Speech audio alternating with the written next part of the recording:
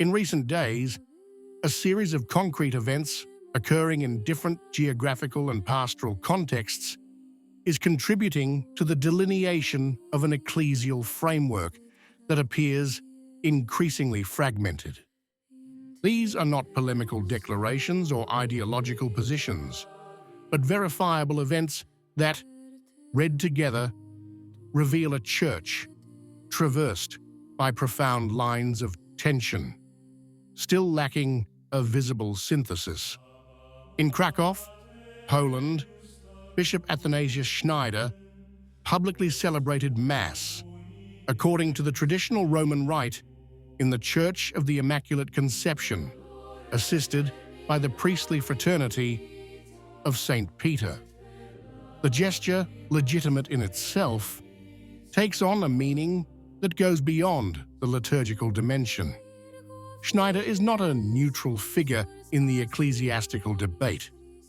For years he has been intervening on the question of doctrinal continuity, the crisis of authority, and the role of the liturgy as an expression of received faith.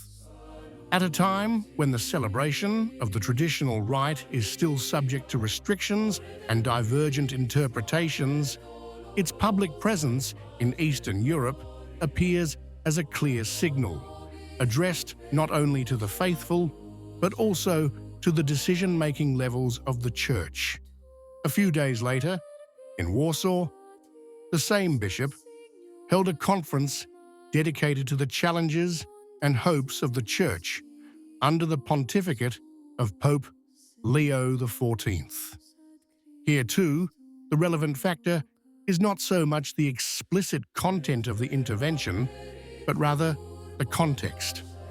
A new pontificate, still in its initial phase, is already being interpreted in light of opposing expectations.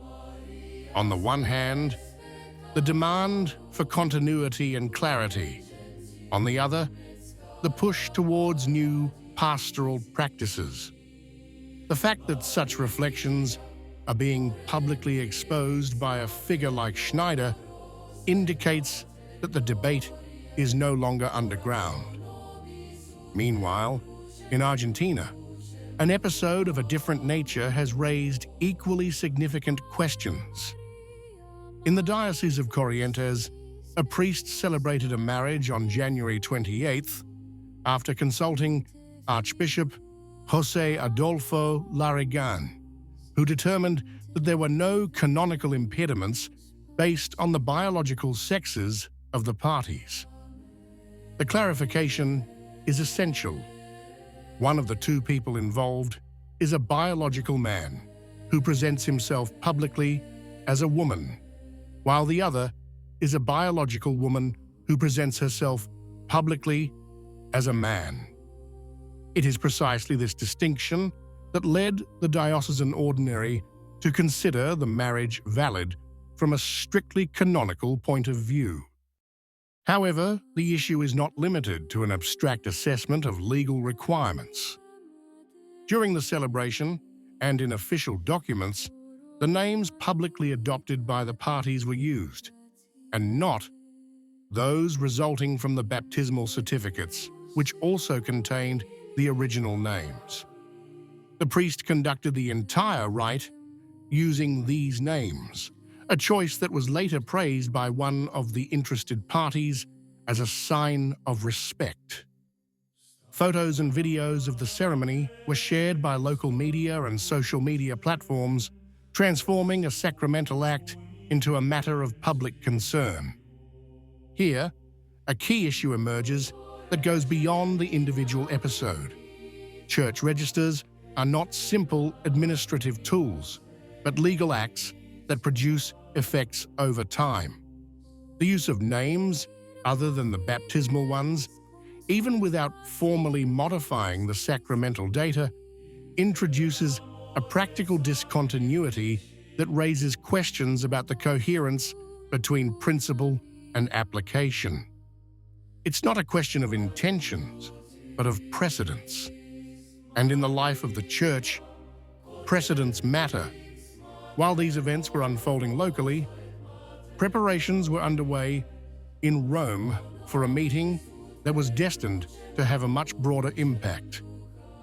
According to several sources, the Superior General of the priestly fraternity of St. Pius X, Father Davide Pagliarani, is expected at the dicastery for the doctrine of the faith for a meeting with the prefect, Cardinal Victor Manuel Fernandez.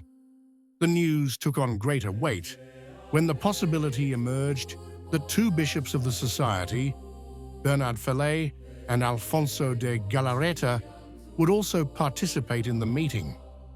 The Society of St. Pius X is not just any interlocutor.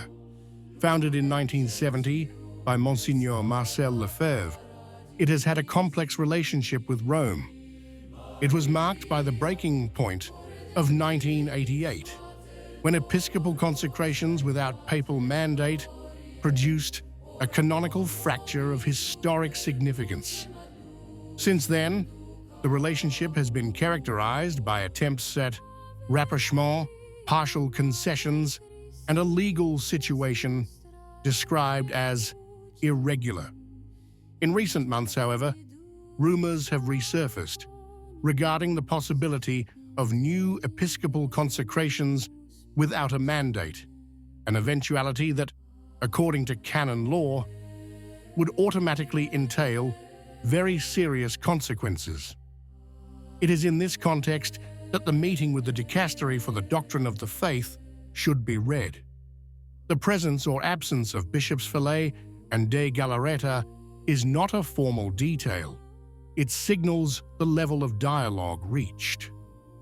Involving the episcopate means addressing the issue of apostolic succession, authority, and ecclesial communion.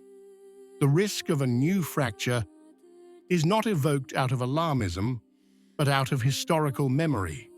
The precedent of 1988 remains in the background as a warning.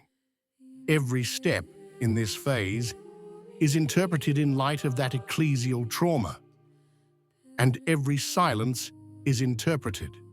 Read together these three fronts: the traditional liturgy that continues to emerge as a point of reference, pastoral practices that create concrete precedents, and doctrinal dialogue with a historically problematic reality show a church proceeding on parallel tracks. This is not a sudden crisis, but a structural tension that is becoming more visible today. The pontificate of Leo XIV forms the backdrop to all this. It is still in its initial phase, but already called upon to address issues that cannot be postponed indefinitely. Facts, more than statements, are shaping the lines of discussion, and they demand, sooner or later, a synthesis. If you'd like to support our daily work, you can do so by leaving a super thank you. It's a tangible contribution that allows us to continue tracking, verifying, and reporting the facts consistently. Thank you so much. What do you think? If you liked the video, comment, Amen. God bless you.